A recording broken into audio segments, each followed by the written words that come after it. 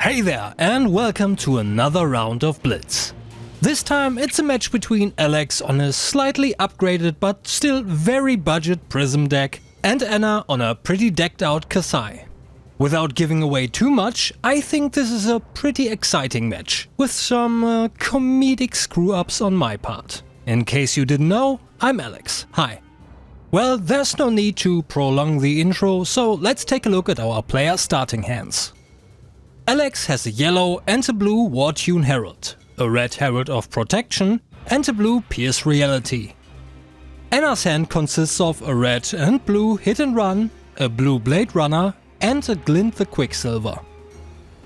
Our contestants roll the dice, Alex wins and decides to go second. Welcome to my first screw-up. I read somewhere that one of the heroes I have a deck for actually likes to go second. I remembered vaguely that it was an illusionist hero.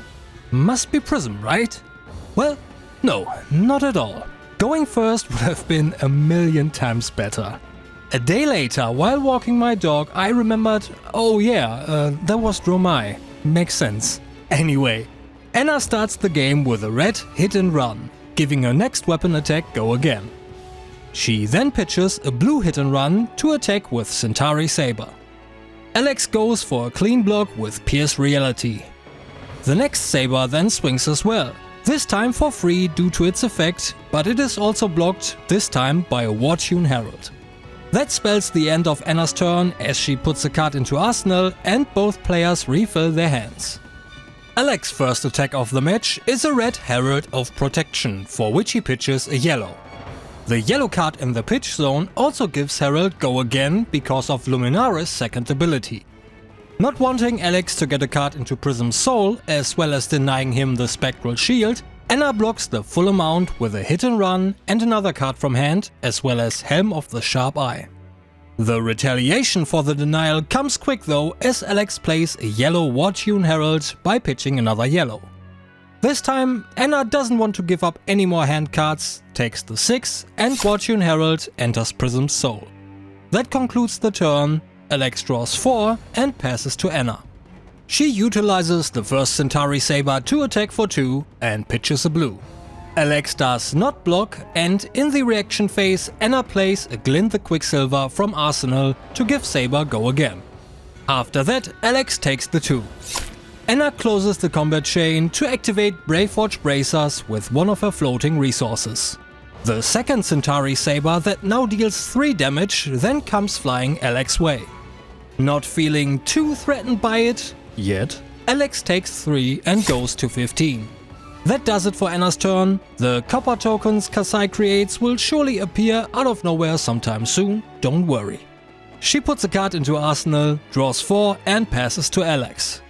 He plays a yellow Herald of Triumph by pitching a yellow and once again giving it go again that way.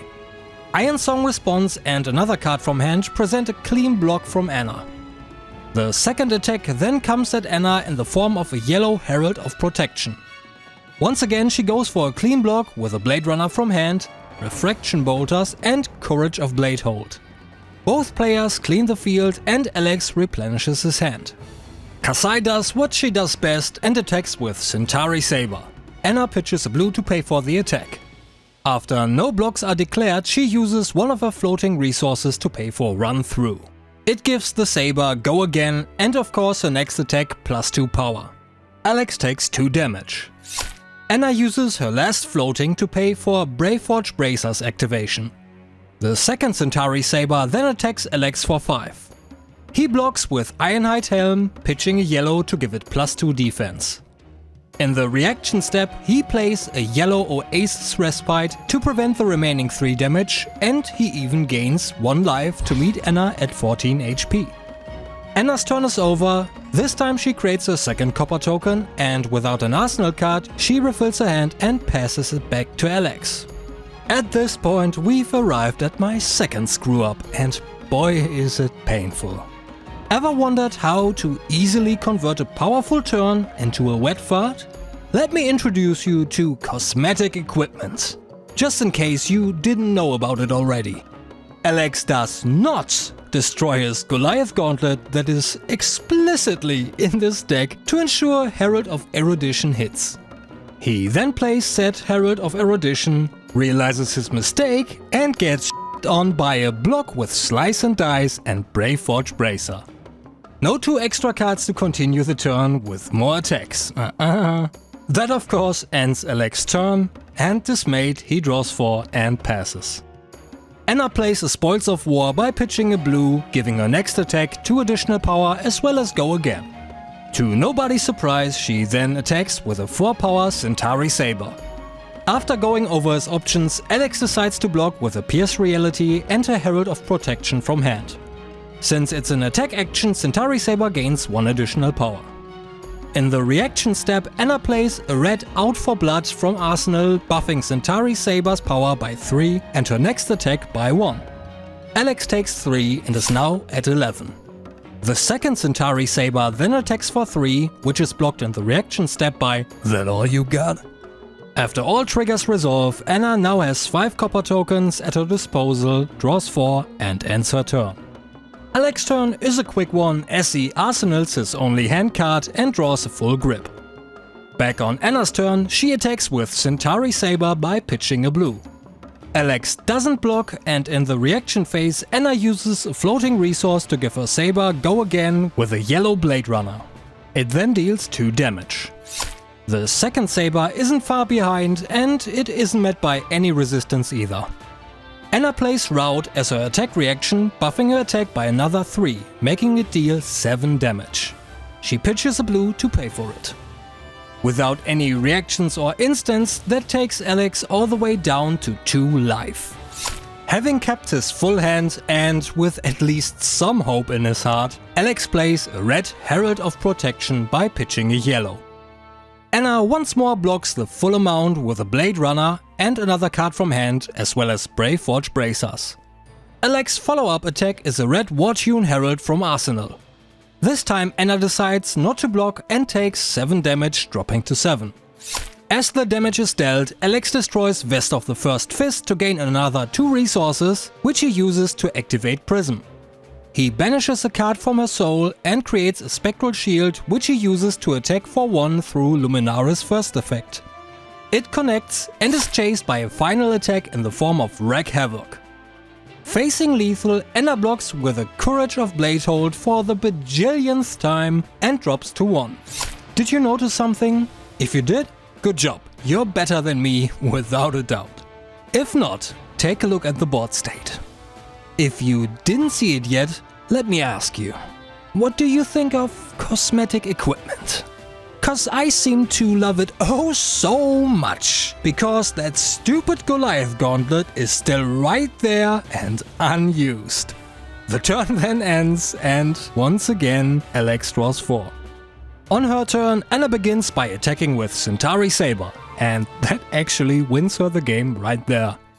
Alex only has Haste Bending to block with, as all other cards in his hand are Light Illusionist auras without block value.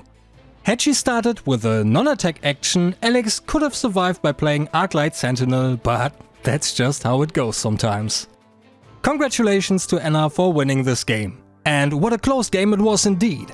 After she was on the back foot right off the bat, all it took was 1 turn to turn the tides and keep the tempo up until the very end. Also, let's talk about my stupid mistakes here for a bit. The first one right at the beginning was of course due to me misremembering what I've read before. Although I didn't remember which hero it was that likes to go second, I thought, well, you know, why not try it?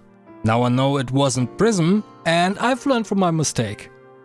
But that mistake wasn't nearly as painful as the second and third, both of which involved Goliath Gauntlet. The second mistake was arguably more painful than the third though. Had I destroyed Goliath Gauntlet there, I would have dealt damage and then drawn 2 cards, which, as I can see from my footage, were a blue Herald of Protection and a "That all you got?"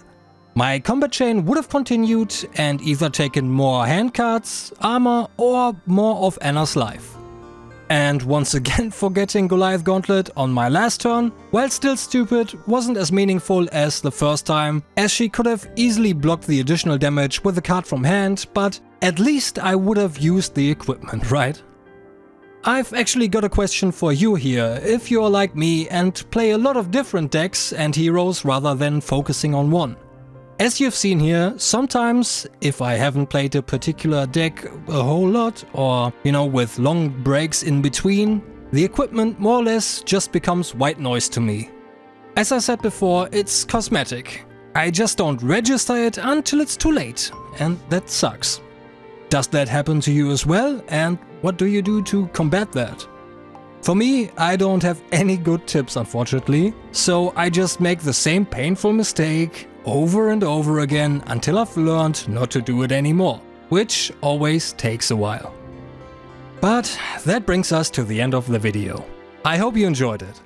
If you did, I would appreciate it if you'd consider liking the video and subscribing. Although I have no real schedule right now, there will be a lot more gameplay videos and deck techs for all kinds of formats coming your way. But for now, take care and until next time.